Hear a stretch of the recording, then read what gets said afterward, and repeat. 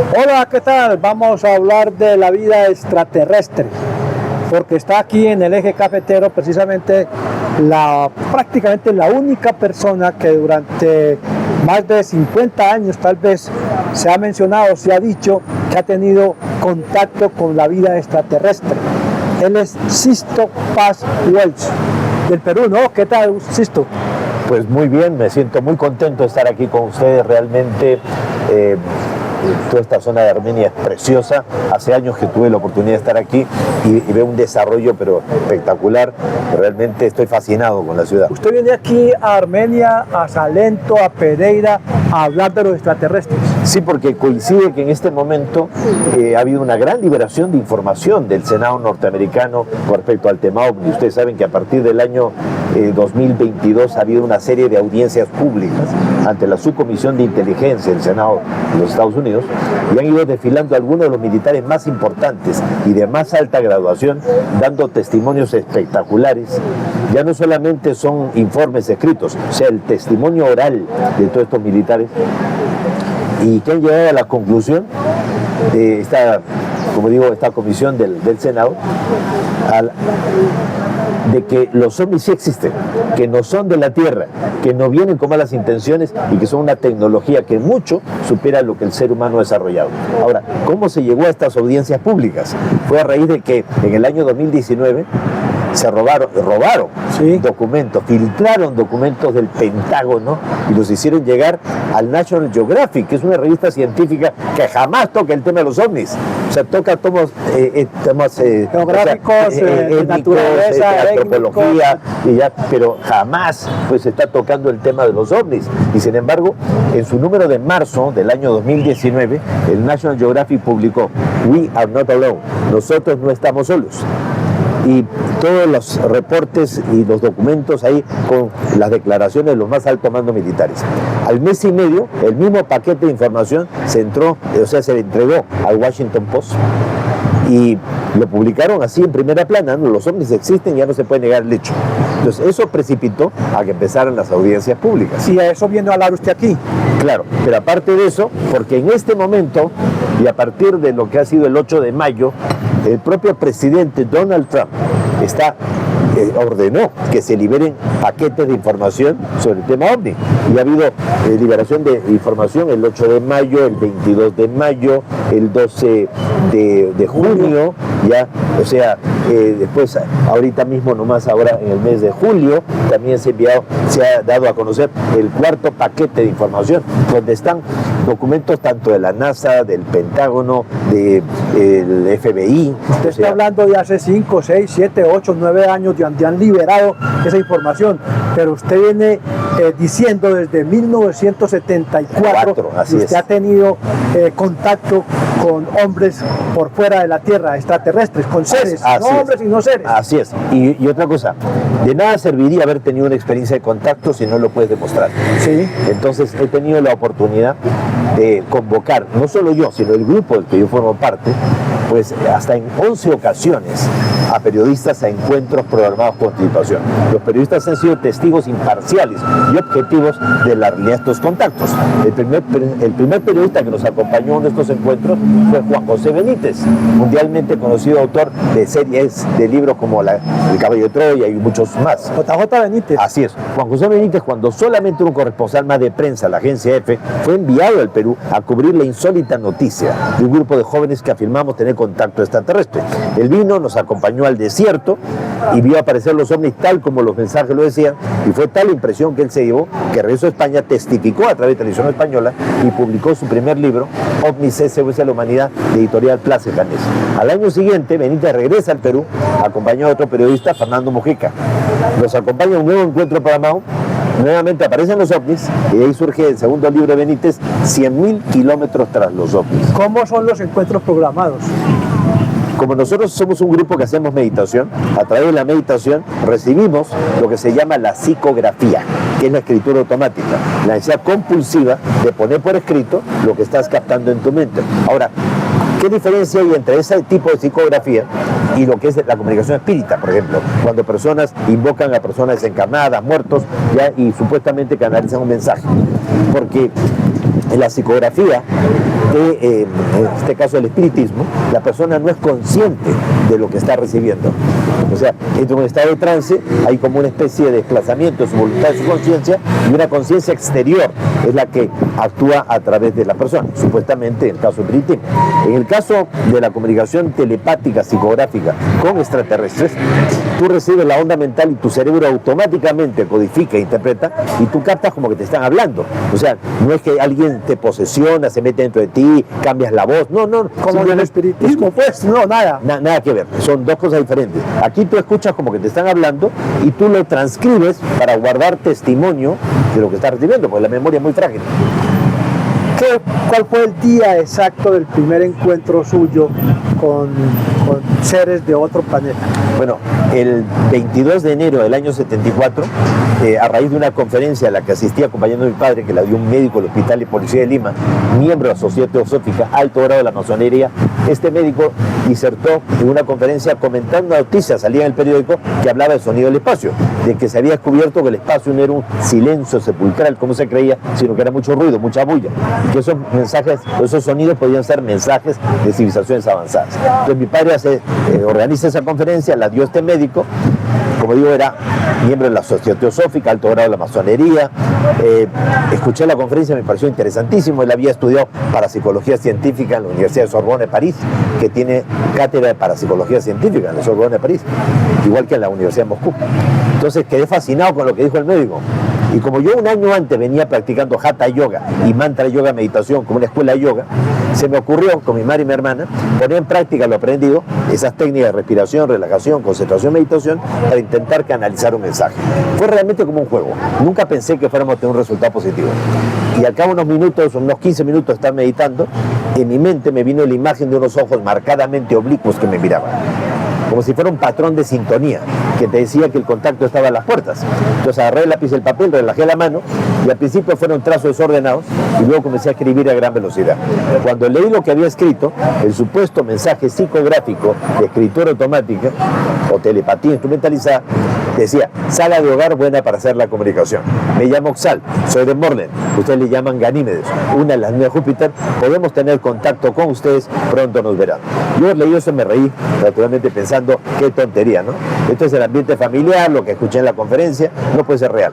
Pero mi madre y mi hermana me dijeron: nosotros hemos recibido lo mismo, solo que no lo habían escrito. Al día siguiente repetimos el experimento y pedimos una prueba. Y me sorprendí mucho porque nuevamente recibo el mensaje y nos dicen que vayamos a 60 kilómetros al sur de Lima, en el Perú, porque el 7 de febrero del año 74, a las 9 de la noche, veríamos aparecer la nave. Y eso sería la confirmación de que el contacto era real. Y fueron. Fuimos, pero no le dijimos nada a mi padre, que era científico. Mi padre era asesor científico en materia de aeronáutica y astronomía de la Fuerza Aérea del Perú. Entonces, realmente él siempre nos motivó a pensar en estas cosas. Pero no dijimos nada para no ser ridículo. Fuimos al desierto de un día antes. ¿Usted, su mamá y su hermana? No. Recuerden que en ese entonces, en los años 70, no estaba bien visto, sobre todo en países como el Perú, que las mujeres salieran de noche con los varones. Entonces mi pobre hermana se sacrificó, no pudo venir porque era menorcita, ya tenía como 16 años en ese momento. Mi mamá, para quedarse con la niña, ¿ya? Entonces fuimos solamente los varones y mi enamorada. ¿Ya? Mi enamorada le dijo a su papá que se estaba yendo a estudiar con la compañera, ¿ya? Y se vino con nosotros. Y fueron al sitio. Así es, estuvimos desde el día anterior, para no confundirnos con cualquier fenómeno aéreo, meteorito, un satélite, un avión, refracción de luz, inversión térmica, cualquier fenómeno que puede registrarse. Llega el día de la cita a la hora indicada y ocurrió lo que nadie hubiera imaginado. Detrás de los cerros se iluminó en la noche como si fuera de día. Y todos hemos visto salir una luz, era una luz, que se desplazó sobre las crestas de las montañas, quedó estable en el horizonte del lado derecho. El grupo que estaba disperso empezó a congregarse y unos con otros a confrontar. Tú lo ves, yo también, ¿qué es esa luz? Cuando alguien gritó, se está moviendo. Entonces la luz creció en intensidad, comenzó a descender de los cerros, llegó a colocarse, calculamos, unos 80 metros encima de todos nosotros. Te daba la impresión de que podías tocarlo con la mano. Ya no era una luz, era un objeto en forma de disco que giraba sobre sí mismo con luces multicolores y proyectó una luz como de mediodía. Entonces sentimos pánico, terror, un miedo tremendo. Y todos, no solo yo, todos captamos que nos decían que no bajaban cuando estábamos preparados, que habría una preparación, un tiempo y un lugar. Al cabo de unos minutos el objeto se marchó, o sea, se elevó y se marchó a gran velocidad. Cuando se fue bastante lejos, saltamos de felicidad, nos abrazamos entre todos, pero el más incrédulo, escéptico, el más confundido era yo. No podía creer que fuéramos nosotros. O sea, ¿cómo puede ser posible que un grupo de jóvenes intrascendentes de un país del tercer mundo, en vía de desarrollo, hubiéramos tenido una experiencia de este tipo? Entonces llegamos a pensar ingenuamente que como del espacio, los países no se ven de diferentes colores como aparecen en los mapas y se ven las líneas punteadas que lo dividen. De pronto pues ellos creían que habían bajado pues en Alemania o Estados Unidos y se habían quedado a mitad de camino en el Perú. Entonces, de regreso a la casa, fuimos directamente con mi padre, le dijimos: papá, hemos tenido contacto con los extraterrestres. Y mi padre dijo: ¿con quién? Con los extraterrestres, con lo que tú investigas. Entonces mi padre se molestó, pensando que nos estábamos burlando de sus investigaciones.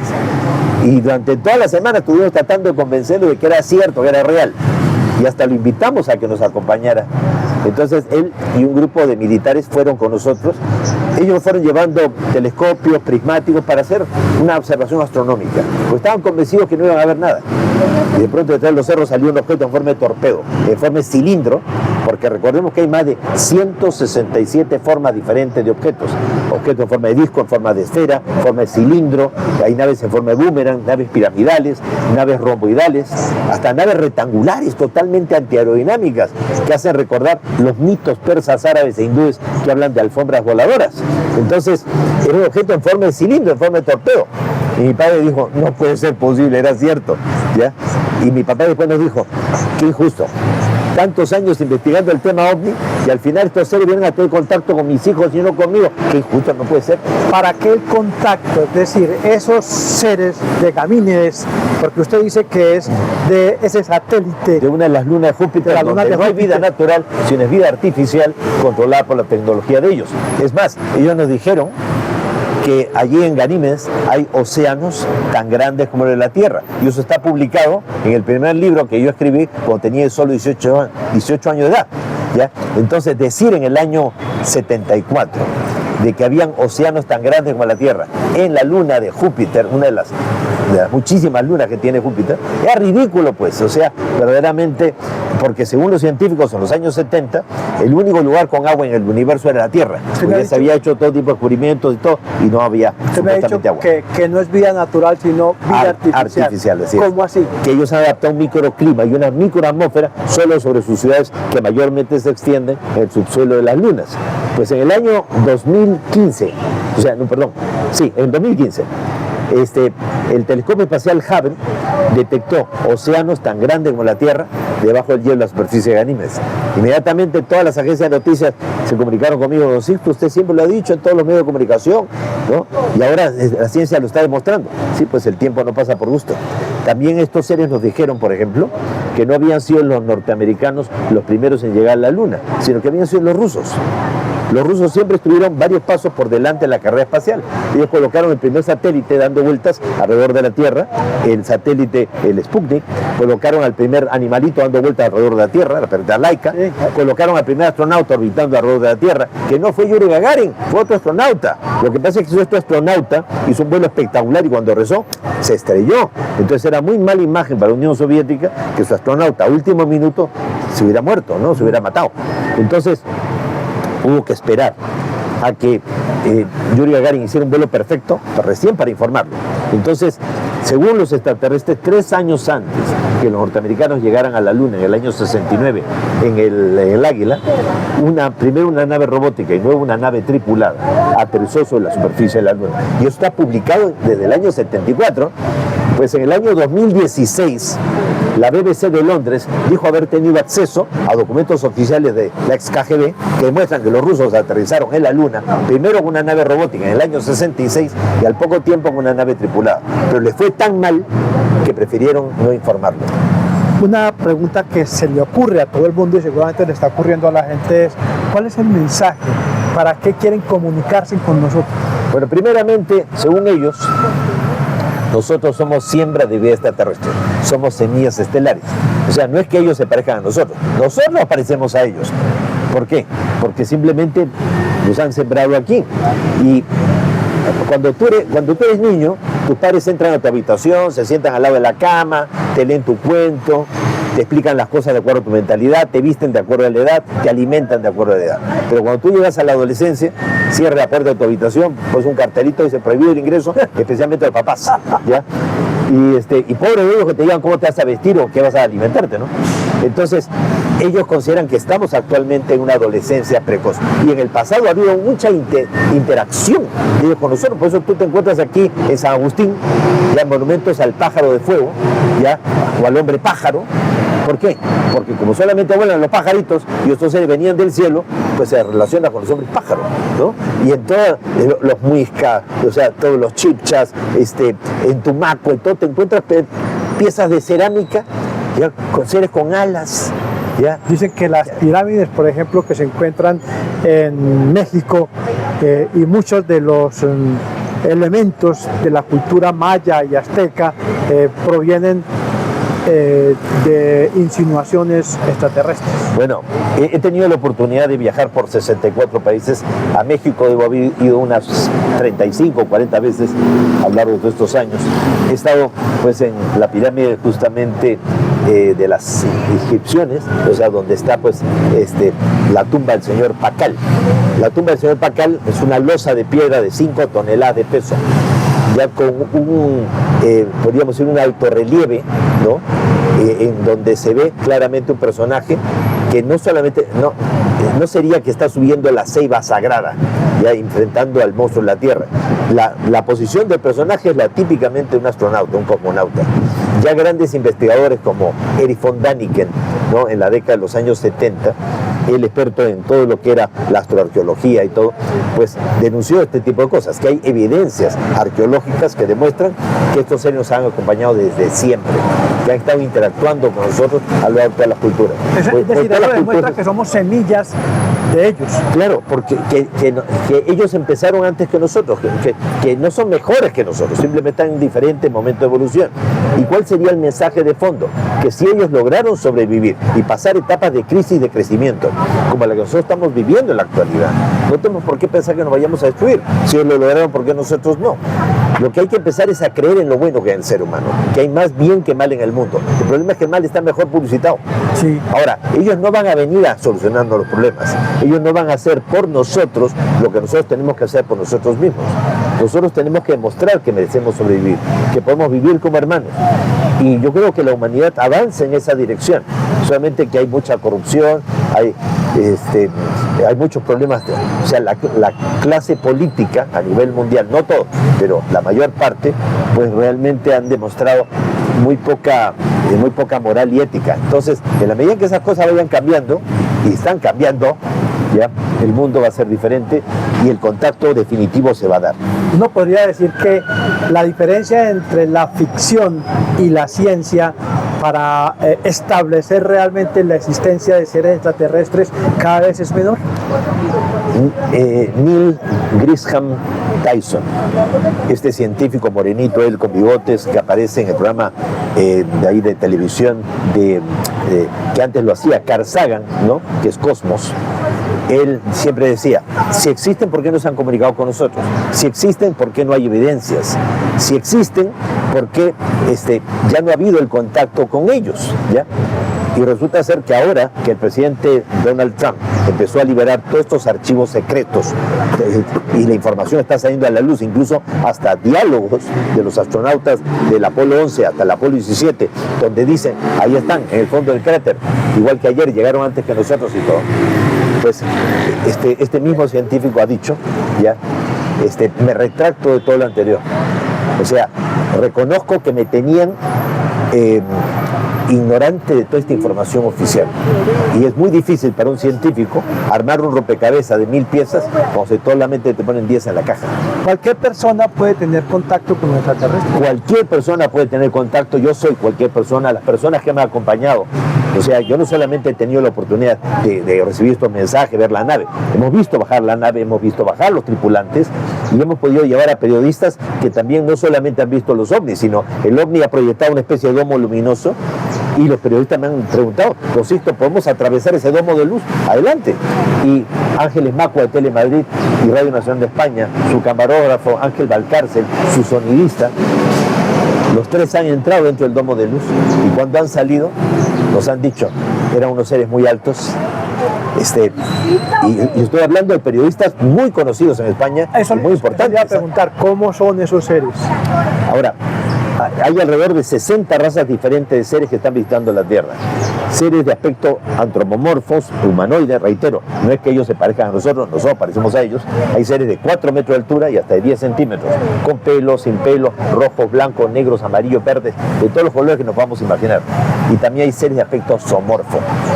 Esto de las culturas antiguas de representar a dioses con cabeza de un chacal, con la cabeza de la diosa Sekhmet, diosa de la guerra, en forma de leona, o de forma de Bastet, del gato, o de pronto seres con aspecto de pájaros y todo, es porque hay seres aviares que vienen de planetas de la estrella Sirio B, o sea, de Can Mayor. Hay seres de aspecto como de peces, el famoso Oanes de las culturas Sumeria, Acadia, Babilonia y todo, o sea, seres con apariencias de animales, bueno, todos somos animales, pero con apariencias zoomorfas.